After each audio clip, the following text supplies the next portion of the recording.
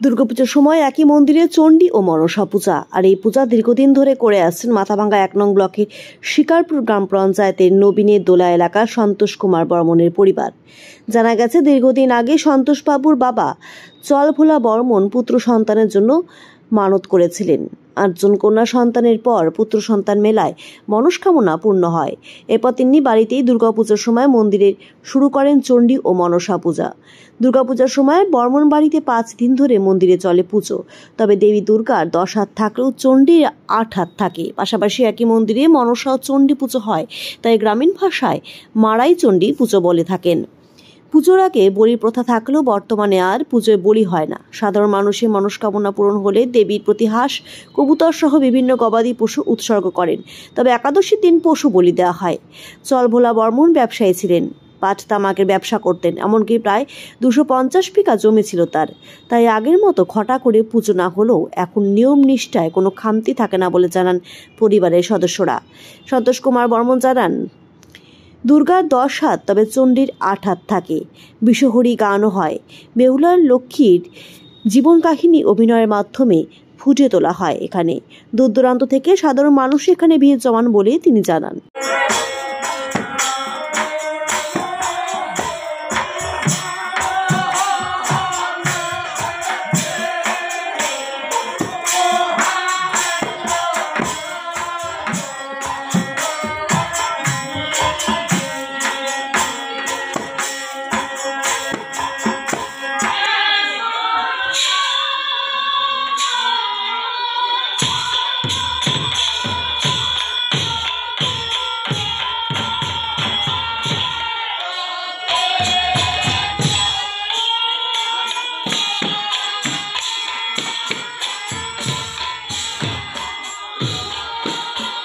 আমাদের এখানে যে মনসা চণ্ডী আর হচ্ছে মনসা একসঙ্গে করি, এটা হচ্ছে বিষহরা। এটা আগের দিনে এটা মানে পদ্মাপুরাণ যেটাকে বলে, তো পদ্মাপুরাণ পূজাটাই ছিল আমাদের এই বিষহরা। আর বিষহরার জন্যে আমরা মনসা আর চণ্ডী আমরা এক মন্দিরেই রাখি।